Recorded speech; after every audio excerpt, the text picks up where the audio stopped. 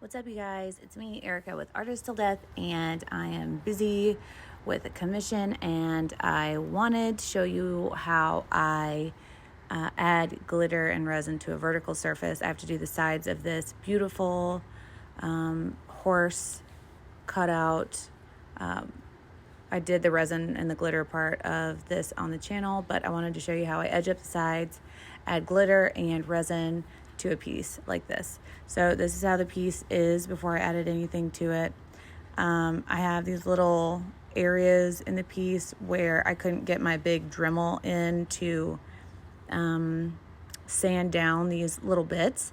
And so I'm using one of my electric nail filey, Dremel-y things to get into those little fine point places and start shaving off any areas like this where I couldn't get quite in there. You can change out these little drill bit head things, just like with a Dremel. It's very handy for working on pieces like this that it's hard to sand certain areas. And yeah, I use it all the time, especially also to kind of smooth out some edges if you have some glitter that's sticking up or outside on the rim of a piece. Having something like this is always good to kind of just smooth that out. And this is a little thing of all the little attachments that comes with it. If you guys want, leave me a comment down in the description box and I'll give you guys a link to this particular one. Of course, it came off of Amazon, and it's pretty easy to change out the little drill bit heads. You just pull them out and put a new one in. This is not a sponsored video. This is not a video about this little nail Dremel. I like showing you guys things that help me with my artwork, because I mean, if it helps me, then I feel like it could help you guys. And also where these little glitter bits kind of are sharp and sticking out, I'll use something like this to sand those areas down way quicker than hand sanding by a ton, a million, a billion. Also, Bowie says hi. I tried to get him to go lay somewhere else and he refused. He wanted to lay right there, so we let him lay right there. Oh, excuse me. Team no sleep over here trying to finish stuff. After I sanded that, I should have gone through and painted the edges of this bad boy black, but lapse in judgment, probably from lack of sleep. I should have painted it black. It's a little bit dark on the sides, but if you're doing something like this at home, paint it black. Additionally, I should have mixed my resin up after I got all the Mod Podge on while I was waiting on it to get a little bit more tacky, so that I could let my resin thicken up. It's just another pro tip that you guys should use that I did not do in this video, but it would have worked better.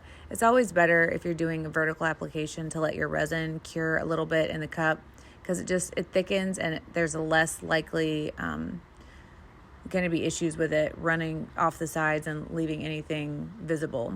But we'll get to resin in a minute. Right now, I'm just adding a Mod Podge all the way around our horse so that I can add glitter to it. I actually thought that I filmed adding the glitter, but all you guys missed is that I sprinkled glitter on the edges after it got tacky, which was about a couple minutes. And then I let it dry completely. And there were still some areas that weren't completely covered. So I'm going on and adding another layer of Mod Podge over the glitter. I know it's scary to do this because it's like, was it going to dull my glitter? It's not. It's going to be fine. I actually do multiple layers of glitter in between layers of Mod Podge, just like this, on almost everything that I add glitter to. And if you guys know my channel at all, you know that I use glitter a lot, because glitter is what? Always an option. I mean, in my world, if all else fails, throw some glitter at it, because why not? Because awesome. Anyways, I put glitter, just sprinkle it on just like this. That's the only thing that you missed from earlier. So put your Mod Podge on, sprinkle some glitter, let it dry for a bit, knock all the loose glitter off, let it fully dry, and then I go back and add more Mod Podge and glitter to any spots where it wasn't really a thick layer of glitter. If you base paint your substrate the color that you're going to add your glitter, then those areas aren't as visible and you may not have to go back and do any patchwork.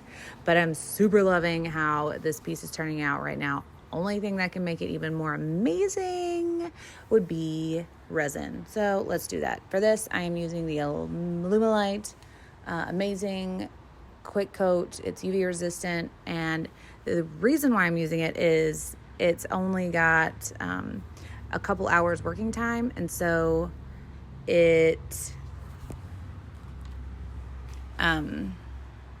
cures really fast. And so if you don't add too much heat, then you can apply it in a vertical way like I am doing here, without worry that it's going to just run off. Of course, I'm going to babysit it a little bit because anything liquid is going to succumb to gravity, because gravity is going to gravity and resin's going to resin. So no matter what you do, you're going to have to baby it a little bit.